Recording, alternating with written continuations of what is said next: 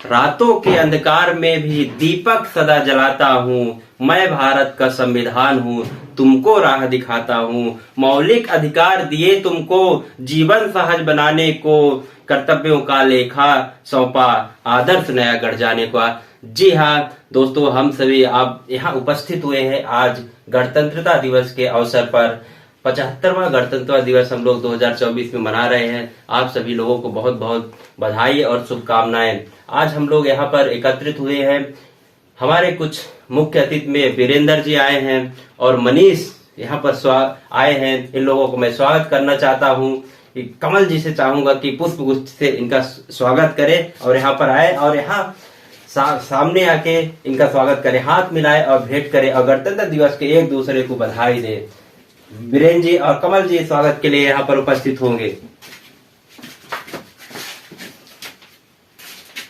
तो ये गणतंत्र दिवस का यहाँ पर समारोह चल रहा है। यहाँ पर लगातार एक दूसरे से लोग मिल रहे हैं, एक दूसरे को गणतंत्र दिवस की बधाइयां दे रहे हैं। इस मिलन कार्यक्रम के बाद मैं अब धीरे धीरे इस कार्यक्रम की बेला को आगे बढ़ाऊंगा और हमारे जो मुख्य अतिथि है और हमारे कमल जी है, आप सभी को अवगत कराएंगे कि गणतंत्र दिवस, लोकतंत्र किस प्रकार से इस अस्तित्व में आया, कैसे बना, आखिर क्यों हम 26 जनवरी को इस त्योहार को मनाते हैं। हालांकि आप सब महानुभाव सभी लोग बहुत जानकार है और सारा ज्ञान रखते हैं, पर हमारे पास मुख्य अतिथि जो है कुछ आपको नया यहाँ पर दे के जाएंगे और अपने सिखा के जाएंगे। और इस प्रोग्राम को मैं पहले ही उद्देश्य बता चुका हूँ कि गणतंत्र दिवस और स्वतंत्रता दिवस को एक पर्व के रूप में आप सभी घर में भी मना सकते हैं। जिस तरह हम लोग होली, दिवाली और बहुत सारे त्योहार मनाते हैं, तो इन त्योहारों को भी आप अपने बच्चों के साथ मनाएंगे तो एक देशभक्ति की भावना उनके मन में प्रकट होगी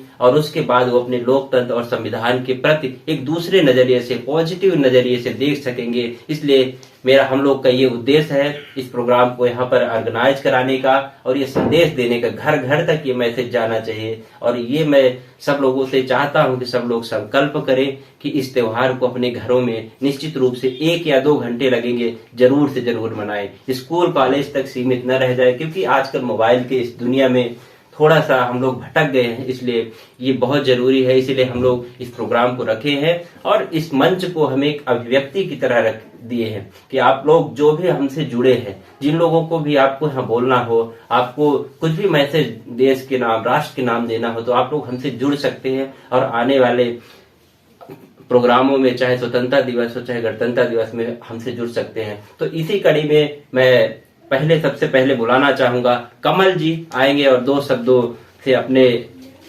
आपको मैसेज देंगे। तो कमल जी स्वागत है। सबसे पहले मैं देश के सभी देशवासियों को गणतंत्र दिवस की बहुत सारी शुभकामनाएं देना चाहता हूं और इस गणतंत्र दिवस को बनाए रखने के लिए मैं कुछ पंक्तियों से अपनी शुरुआत करता हूं कि ये गणतंत्र दिवस या गणतंत्र का महत्व क्या है। जब आंखें खुले तो धरती हिंदुस्तान की हो, जब आंखें बंद हो तो धरती हिंदुस्तान की हो। हम मर भी जाएं तो कोई गम नहीं, लेकिन मरते वक्त मिट्टी हिंदुस्तान की हो। तो जैसे बात करते हैं कि गणतंत्र, तो ये गणतंत्र बहुत सारी लंबी यात्रा का दौर है जो आज हमको प्राप्त हुआ है, जिसको सौभाग्य कहें या कहें कि उस दौर में हम हैं कि इस गणतंत्र दिवस को, या उस देश में हैं कि इस गणतंत्र दिवस को मनाने का अवसर मिला है। जैसा कि आप जानते हैं कि हमारा देश 15 अगस्त 1947 को स्वतंत्र हुआ। फिर इस गणतंत्र की भावना को या गणतंत्र को सतत रखने के लिए हमारे संविधान निर्माताओं या जो क्रांतिकारी थे उनके द्वारा एक संविधान सभा का गठन किया गया और उसी संविधान सभा के द्वारा इस दिन को मनाने के लिए एक सौभाग्य दिया गया कि आज हम गणतंत्र दिवस के रूप में 26 जनवरी को मना रहे हैं। जैसा कि आप जानते हैं कि 26 जनवरी 1950 को हमारा संविधान लागू हुआ और उस दिन से गणतंत्र हमारा देश घोषित हुआ और उसी दिन से हम मतलब हर साल 26 जनवरी को गणतंत्र दिवस के रूप में मना रहे हैं। तो गणतंत्र का मतलब क्या है? गणतंत्र का मतलब ये है कि एक देश में चुनी हुई जनता के द्वारा प्रत्यक्ष अप्रत्यक्ष तरीके से सरकार होगी जो एक निश्चित अवधि के लिए होगी, और उसका प्रमुख जो नियम है उसको लिखित रूप से या कहें तो एक मतलब गठन करके चलाने के लिए, देश के लिए संविधान का निर्माण किया गया, और उसी को गणतंत्र दिवस के रूप में या गणतंत्र के रूप में इस गणतंत्र को बनाए रखने के लिए आज हम लोग प्रयोग कर रहे हैं। और यही नियम विधियां जो हमारी आने वाली पीढ़ियां हैं उनके लिए भी इस गणतंत्र को मूल भावना को बनाकर रखना है, जिससे कि आने वाली पीढ़ियां हमको ये कह सके कि हमारे पूर्वजों ने कुछ अच्छा किया है। तो मैं इन्हीं बातों से थोड़ी और अपनी बातों को आगे बढ़ाते हुए बताना चाहता हूं कि इन पंक्तियों के माध्यम से कि मैं भारत वर्ष का हरदम अमित सम्मान करता हूं, यहाँ की चांदनी मिट्टी का गुणगान करता हूं, मुझे चिंता नहीं स्वर्ग जाकर मोक्ष पाने की, तिरंगा हो कफन मेरा यही अरमान रखता हूं। जय हिंद, जय भारत।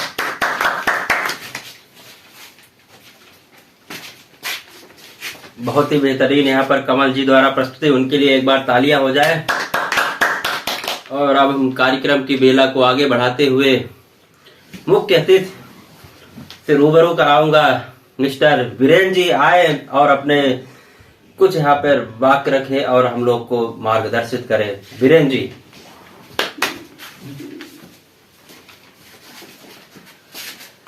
जैसा कि आप सभी लोगों ने देखा, कमल जी ने गणतंत्र के बारे में आपको बताया और मैं भी इस गणतंत्र के बारे में बताना चाहता हूं आप लोगों को। लेकिन उससे पहले सभी देशवासियों, सभी मित्रगणों को इस स्वतंत्रता पावर जो गणतंत्र दिवस है उसकी सभी को हार्दिक शुभकामनाएं। और जैसे कि गणतंत्र के बारे में हम सब जानते हैं, जैसे मैं बड़ा हुआ हूँ, जो शुरू में जब मैं स्कूल में था तो मैंने देखा कि मतलब उस समय हम कुछ ज्यादा चीजें जानते नहीं थे, लेकिन आज अगर हम देखें तो कुछ थोड़ा थोड़ा जानते हैं। और आप सभी लोगों को गणतंत्र के बारे में पता होगा कि किस तरीके से मनाते हैं, लेकिन मैं थोड़ा सा आपको बता दूं कि आज का जो दिन है 26 जनवरी हमारे लिए बहुत ही पावन पर्व है। और आज की जो दिवस है उसको सर्वप्रथम महामहिम राष्ट्रपति के द्वारा झंडा वंदन किया जाता है 26 जनवरी को दिल्ली में कर्तव्य पथ पर, जो आज से पहले कोई दूसरे नाम से जाना जाता था। लेकिन उसके बाद विभिन्न राज्यों में और अलग अलग जिलों में वहाँ के जो मुख्य अतिथि रहते हैं या जो विधायक सांसदगण सभी रहते हैं उनके द्वारा झंडा वंदन किया जाता है। इसी तरीके से अगर हम संस्था में जाएं तो विभिन्न प्रकार की जो सरकारी संस्था रहती है वहां पर भी झंडा वंदन किया जाता है। और मैं सभी को बताना चाहता हूँ कि ये राष्ट्रीय पर्व है और इसमें हमारे झंडा का बहुत विशेष महत्व रहता है, इसलिए झंडे के बारे में भी हमको देखना चाहिए। जैसे हमारा झंडा रहता है तो उसमें क्या क्या विशेषताएं रहती हैं, जैसे ऊपर जो कलर रहता है, मध्य में जो कलर रहता है, नीचे जो कलर रहता है, सभी का अलग अलग है। जो बीच में जो चक्र रहता है, जो प्रगति का चक्र रहता है, उन सब का महत्व रहता है। तो इसी प्रकार से ये दिन का हमारे लिए बहुत ही महत्व रहता है। अगर मैं बताना चाहूँ, जैसे कि आज मैंने गणतंत्र के बारे में थोड़ा सा देखा था, तो सबसे पहले क्या है, तो जैसे कि मैं बता रहा था 26 जनवरी को विभिन्न संस्थाओं के द्वारा मनाया जाता है और इस दिन झंडा वंदन किया जाता है। तो यहाँ पर क्या है, जैसे सरकार की जो गतिविधियां रहती हैं उनके बारे में भी बताया जाता है। जैसे आज माननीय जो हमारे नगरीय विकास मंत्री थे, उन्होंने कुछ राज्य सरकार की योजनाओं के बारे में बताया था। तो इससे क्या है, सरकार किस तरीके के निर्णय लेती है, क्या क्या प्रगति हुई है, ये सारी चीजें बताई जाती हैं। जैसे अगर मैं बताना चाहूँ 1950 उस समय हमारे देश में इतनी सारी चीजें नहीं थी, उस समय आजाद हुआ था। लेकिन अगर आज हम बात करें तो बहुत सारी चीजें हमारे देश ने अर्जित कर ली हैं। तो ये सारी जैसे योजना चलती हैं उनके बारे में, कमजोर वर्ग जो गरीब रहते हैं, मध्यम वर्ग, स्कूल के जो बच्चे रहते हैं, महिलाएं रहती हैं, उन सब के लिए जो योजना चलाई जाती हैं उनके बारे में बताया जाता है। और वहां पर जो भी लोग जाते हैं, जो झंडा वंदन किया जाता है, तो इन सब चीजों की जानकारी प्राप्त होती है। इससे क्या है, हमें पता चलता है कि हमारे देश में क्या चल रहा है, कितनी सारी चीजें हैं, और भी बहुत सारी चीजें रहती हैं। इससे पहले कुछ पुरस्कारों की घोषणा की जाती है। राष्ट्रपति जो महामहिम राष्ट्रपति जी रहते हैं वो पुरस्कार देते हैं, बट ये दिन फिक्स नहीं है, वो कभी भी दे सकते हैं। तो ये सारी चीजें हमारे देश को उच्च लेवल पर ले जाती हैं और प्रगति के लिए हमें प्रशस्त करती हैं। तो मैं सभी को बताना चाहूंगा कि 26 जनवरी जो गणतंत्र दिवस है बड़े हर्षोल्लास के साथ मनाना चाहिए और इसका महत्व समझना चाहिए प्रत्येक व्यक्ति को। सबका अपना अपना उपयोग रहता है, थोड़ा सा समय निकालना चाहिए। जैसे मैंने भी प्रयास किया कि मैं आज कुछ हमारे देशवासियों को बताना चाहूँ। अगर मैंने कुछ गलत बोल दिया तो उसके लिए क्षमा चाहता हूँ, लेकिन मैं फिर से बताना चाह रहा हूँ कि जो गणतंत्र दिवस है उसका बहुत ही महत्व है और हमें उसे अपने दिल में समा कर रखना चाहिए, जिससे क्या है हम आगे प्रेरित हों और हमारे जो बच्चे हैं और आने वाली पीढ़ी है उनके दिल में भी ये बात जाए। और सभी देशवासियों को एक बार और शुभकामनाएं इस पर्व की, और इन्हीं के साथ मैं अपनी वाणी को विराम देना चाहता हूँ। धन्यवाद। बहुत ही बेहतरीन यहाँ पर मैसेज देने की कोशिश की है बीरेन जी ने। आप सभी लोग इनके मैसेज का निश्चित रूप से लाभ उठाएंगे और जो जो जानकारी उन्होंने दी बाकी काफी रोचक और काफी लाभदायक होंगे आपके लिए। बहुत ही बेहतरीन धन्यवाद यहाँ पर वीरेन जी आपका कि आपने गणतंत्र के बारे में हमारे राष्ट्र में और देशवासियों को एक मैसेज भेजने की कोशिश की। इसीलिए तो बोला जाता है सारे जहां से अच्छा हिंदुस्तान हमारा, इसीलिए बोला जाता है। अब आगे कड़ी पे अब आप लोगों को इशारा समझ में आ गया होगा कि हमने क्यों बोला सारे जहां से अच्छा हिंदुस्तान हमारा। अब हम धीरे धीरे इस कार्यक्रम को बेला को आगे बढ़ाते हुए गीत और संगीत के कड़ी में ले जाना चाहता हूँ। स्पीच तो आपने बहुत सुना होगा और स्पीच को जो बांध दे अपने चंद लाइनों में उसको गीत कहते हैं। और गीत और संगीत के मामले में हमारे पास जो एक अतिथि के रूप में है मनीष जी, उनका स्वागत करूंगा। आए और अपने गीत के माध्यम से राष्ट्र को एक मैसेज दे। माननीय मनीष जी। आज जब हमारा संपूर्ण देश अपना 75वां गणतंत्र दिवस मना रहा है और इसी के उपलक्ष्य में हम सभी लोग यहाँ पे इस उत्सव को मनाने के लिए एकत्रित हुए हैं और उसी के उपलक्ष्य में मैं आप सभी के समक्ष एक, अगर हम मेरे वतन की लोगों की कुछ लाइनें हम सभी के कानों में ना गूंजे तो कुछ अधूरा सा लगेगा। तो इसीलिए मैं आपको यही इसकी कुछ पंक्तियां सुनाना चाहता हूँ। ऐ मेरे वतन के लोगों तुम खूब लगा लो नारा, ये शुभ दिन है हम सबका, लहरा लो तिरंगा प्यारा। पर मत भूलो सीमा पर वीरों ने है प्राण गवाए, कुछ याद उन्हें भी कर लो जो लौट के घर न आए। ऐ मेरे वतन के लोगों जरा आँख में भर लो पानी, जो शहीद हुए हैं उनकी जरा याद करो कुर्बानी। जब घायल हुआ हिमालय खतरे में पड़ी आजादी, जब घायल हुआ हिमालय खतरे में पड़ी आजादी। जब तक थी सांस लड़े वो, जब तक थी सांस लड़े वो, फिर अपनी लाश बिछा दी। ऐ मेरे वतन के लोगों जरा आँख में भर लो पानी, जो शहीद हुए हैं उनकी जरा याद करो कुर्बानी। धन्यवाद। बहुत ही बेहतरीन यहाँ पर प्रस्तुति अपने गीत के माध्यम से। ऐ मेरे वतन के लोगों जरा आंख में भर लो पानी, जो शहीद हुए हैं उनकी जरा याद करो कुर्बानी। ये गीत जब प्रदीप जी ने लिखा था, उसके बाद जब लता जी ने इसको अपने शुरू में पिरोया था, तो कहते हैं कि पंडित जवाहरलाल नेहरू जब सुन रहे थे पहली बार तो उनकी आंखों पे आंसू आ गया था। और मुझे भी ये सुन के काफी भावुकता आई, क्योंकि जब आप गीत के एक एक शब्द को, एक एक लाइनों को आप देखेंगे तो निश्चित रूप से आप भावुक हो जाएंगे। यहाँ पर तमाम हमारे बैठे अतिथिगण, दर्शकगण, श्रोतागण सब भावुक हो गए। तो बहुत बहुत धन्यवाद करना चाहता हूं इसके लिए मनीष जी को। लता जी के बाद आज आपने हम लोगों को भावुक किया और राष्ट्रभक्ति और देशभक्ति की ओर प्रेरित किया। इसके बाद अगले कड़ी में वो गीत से इतना ज्यादा उत्साहित हो गए कि उनका मन हुआ कि मैं आज स्पीच भी दूंगा। और स्पीच के लिए वो बोले कि नहीं, गीतों के माध्यम से तो ठीक है, कविताएं हमको पसंद है, गीत हमको पसंद है, लेकिन हमको निबंध और लेख लिखना भी आता है। तो इसलिए मनीष जी ने इच्छा जताई है कि हम स्पीच भी देंगे और अपना मैसेज जो है राष्ट्र के नाम पहुंचाएंगे। तो मनीष जी, आपका फिर से स्वागत है। आइए और आप अपना स्पीच रखिए। आज जब देश अपना 75वां गणतंत्र दिवस मना रहा है, तो इस 75वें गणतंत्र दिवस की अगर हम थीम की बात करें तो विकसित भारत और भारत लोकतंत्र की जननी, और इसका जो मूल केंद्र है नारी सशक्तिकरण, यानी कि वर्तमान सरकार नारी सशक्तिकरण को लेके बहुत ही कई प्रकार के प्रोग्राम चला रही है। तो इस गणतंत्र दिवस का केंद्र जो है तो नारी सशक्तिकरण पर केंद्रित है। अगर हम कुछ तथ्यात्मक जानकारी की बात करें तो गणतंत्र दिवस हमारे प्राचीन काल से ही हम गणतंत्र से वाकिफ थे। अगर हम बात करें पाणिनि की अष्टाध्यायी हो या कौटिल्य की अर्थशास्त्र हो, इस पे भी गणतंत्र दिवस का जिक्र बराबर दिया गया है।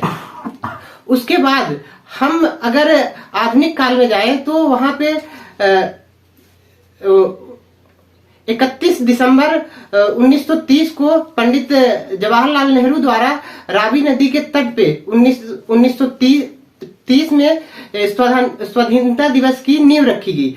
इसी को याद में रखते हुए वर्तमान में 26 जनवरी 1950 से हम लगातार गणतंत्र दिवस मना रहे हैं। अगर हम पहले गणतंत्र दिवस की बात करें तो पहले गणतंत्र दिवस में मुख्य अतिथि इंडोनेशिया के राष्ट्रपति डॉक्टर सुकर्णो थे, और अगर हम आज वर्तमान 2024 के मुख्य अतिथि की बात करें तो फ्रांस के राष्ट्रपति इमैनुअल मैक्रों हैं। इन्हीं कुछ बातों के साथ मैं अपनी वाणी को विराम देना चाहता हूं। धन्यवाद। बहुत ही बेहतरीन यहाँ पर मैसेज, जिस तरह से प्राचीन काल से शुरुआत करके आधुनिक काल और आधुनिक काल से शुरुआत करके वर्तमान की स्थिति तक का पूरा ब्यौरा दिया है हमारे सामने मनीष जी, काफी तारीफे काबिल है। इसका उद्देश्य ये है, और आप लोग इस प्रोग्राम का उद्देश्य समझ ही रहे होंगे, जिस तरह मनीष जी ने कंक्लूड किया, प्राचीन इतिहास पाणिनि से स्टार्ट करके मॉडर्न तक आए और उसके बाद आधुनिक काल जो हमारे राष्ट्रपति फ्रांस के इस बार अतिथि बने हुए वहां तक ले गए। इसका मतलब यह है कि आप लोग जो भी व्यक्ति प्रोग्राम को इस देख रहे हैं तो निश्चित रूप से यहाँ से सीखने की कोशिश करेंगे कि हमको कहाँ से बातों को उठानी है और कहाँ ले जाना है और किस तरह से सेलिब्रेट करते हैं। तो गणतंत्र के बारे में बताया उन्होंने, इसके लिए बहुत बहुत धन्यवाद, बहुत ही बेहतरीन जानकारी। अब मैं कुछ बातों के साथ इस प्रोग्राम को बेला को बढ़ाऊंगा और आखिरी चरण में जाऊंगा।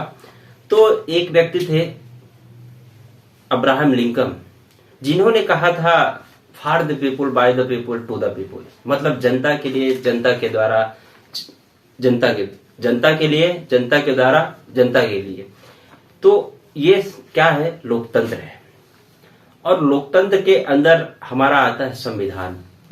आप लोगों को मैं एक चीज विजुलाइज करवाना चाहता हूं, आप अपने खुद माइंड से सोच के देखेंगे कि अगर इन केस हमारा संविधान नहीं होता और हम लोकतांत्रिक नहीं होते, एक संविधान में ही आप लेके देखिए कि अगर संविधान हमारा नहीं होता तो क्या कर सकते थे हमारा।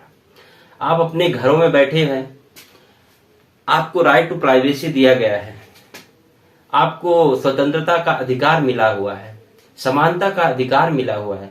भारत जैसे इतने विशालकाय देश में कितनी जातिवाद है, कितने लैंगिक असमानता है, कितनी महिलाओं के साथ अत्याचार है और कितने धार्मिक मुद्दे चलते आ रहे हैं। अगर ये संविधान नहीं होता तो इस देश की स्थिति क्या होती, या फिर किसी भी देश की स्थिति क्या होती।